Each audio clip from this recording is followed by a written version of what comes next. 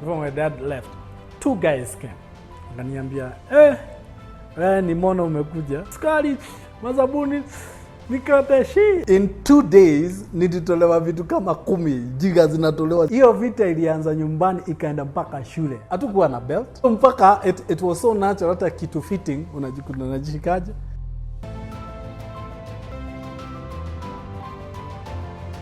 When we went to Murang'a, now the transition from Nyeri to Murang'a, now that was the funniest thing because Murang'a, tulienda shule the first day, I was like, nobody's wearing shoes.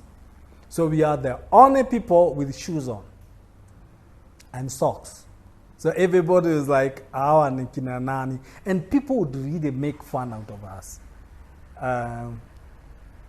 They would make a lot of fun out of us, and being these kids,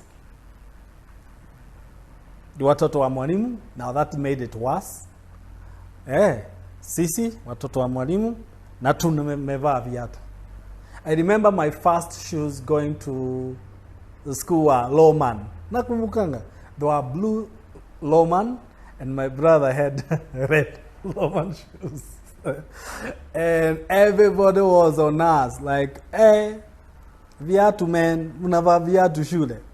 So the next day we were like, tuwezi enda shule, because everybody is picking up on us. No, sasa ikabidi sasa hakuna kuvaa viatu. Now something else followed after that. I don't know if you'd guess what followed after that. Jiggers. Nakwambia tulichangamkiwa. So unaona sasa we used to wear shoes. Sasa tumekuja tuvai. Sasa wengine, the rest of the people are used to walking back or walking to school and back. So they are used the terrain, the everything. Sasa wewe ukitembea unatembea kama bata, because now the rocks, the pebbles, the nini, the roots zile ziko kwa those to panya roots, you know, those to or weather roads na nini. So it was very hard, even going to school na kanyago nenda kama unatembea. And then eventually sasa Jiggers ikasema si hii miguu ni soft. Kanyanga mchanga. I remember in 2 days nilitolewa vitu kama 10. Jiggers zinatolewa zinangolewa I was like, guy, huku ni wapi? Tukakuliwa na hizo vitu. And you can't wear shoes. You see, you can't go back to your lifestyle. You have to adapt. Mpaka sasa I had to learn the art ya kulimove hizo Jiggers, because it's too much kusumbua. My brother is all over, my mom is anashughulikia my brother, anashughulikia my sister, mimi pia nahitaji. So I had to learn sindano, kuchoma kwa moto, aza kuchangamkia. Now that was the first thing. Second thing is when we were in Nyeri, there were rare times we would use kuni, the firewood. Hakuna firewood, so we used to use jiko na gas. Huku, there was a home, kwa homestead yetu, that my dad was brought up in. Ilikuwa matope. So, kutafuta kuni, kuwasha moto. I remember my sister used to, alikuwa anaasha moto, unasikia, akisema, tunajua sasa atukuli. Another thing is, the privilege that we had in Kiganjo, kubebwa. You see, tulikuwa tunabebwa na gari, we are transported to school. Hata mkichelewa tunaingishwa ndani ya shule, so we would bypass the teacher at the gate na kiboko and all those kind of things. So tunakuja wengi. But now here, wake up in the morning, the distance to school was quite like 1.5 kilometers kwenda shule. Yeah, 1.5 kilometers. And as I said, hakuna viatu. Okay? So terrain, tulikuwa tunachapa rami kiasi, alafu naingia sasa kwa weather, roots, mawe, tunavuka mto, na unaingia ndani ya maji, hakuna bridge. Itakuwa za kasharo, very clean. But unaingia ndani ya mto, so unavuka the other side, unapanda milima. Unajua Murang'a ni up and down. Kiganjo used to be a bit very plain, you know. There were plains, so very flat, yeah. But now here Murang'a ni mlima kupanda kushuka, and the teacher at the gate. So when you're late hizo viboko zinaanza hapo immediately kwa gate. So we don't have shoes now. So the other guys who take care of people who don't have shoes are the jiggers. Basically, jiggers are insects which are very parasitical. I said parasitical, parasites. They are and they suck blood. So basically, they attack the feet in most cases, and in between the fingers. But when I was growing up, I didn't see those ones that are very aggressive. Zinapenda mikono.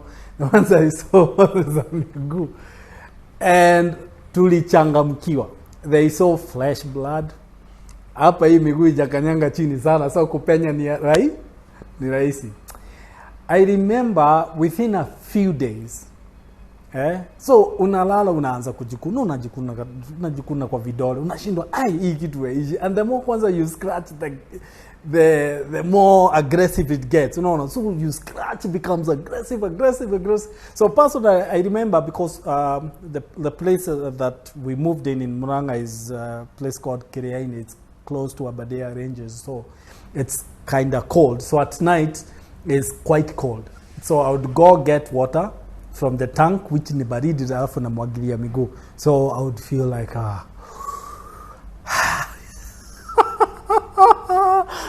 you feel like now at least the itching has gone down, huh? So you make sure you won't irritate again because itaanza kuwasha. So then we were like to mom. Of course, mom, with her background, she knew what those things are. So going to her, like, jiggers. So in my language is dutu.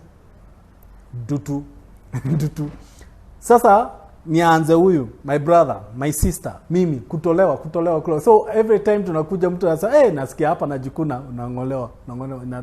So it used to be too much that I decided sasa wacha ni join in the campaign ya kutoa hizi vitu by getting my own needle. Unaweka kwa moto, unaichoma ku sterilize, and then unless maybe the posture of where maybe you are removing, but in most cases the angles, when you're growing up, you're a bit flexible, so the angles are kutwist mgundu yutoe. They're a bit comfortable. So jiggers zilitutembelea mpaka miguu ikaanza sasa kuspread out. Jiggers ikukula sana. I don't know kama ni hizo, I think it produces a lot of poisons or whatever, the substance to digest into flesh and suck blood and stuff. So actually it reacts with your flesh, and then unakuta vidole zinaanza, yani you are getting deformed. Vidole zinaanza kuenda nje hivi, And my mom had to raise a campaign higher than just removing, because I think they were getting in more than she could handle and I could handle. So my uncle was a business person, and those interesting business people. He's an amazing man. Such an amazing man. He used to make GV, some purplish blue thing that at that time was very, very common as antiseptic. You get, as antiseptics for drying out wounds, because there were a lot of cuts happening. When we were growing up, cuts were everywhere. Unagongo, una viatu, you hit your feet on rocks, una get cuts, barbed wires, nails, mepigiro kwa miti, or pieces of wood. So there are a lot of cuts happening. You get. So GV was that one common. Dettol was a luxury. So GV was the key thing.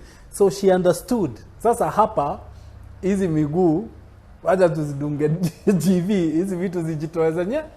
In fact, you used to look like you are wearing socks. Umechapa GV mguu. Those two socks ladies wear just to go up if you're around. So unakaa hivyo kama umevaa viatu literally, but ni GV umepaka kwa sababu ya hizi vitu. Until now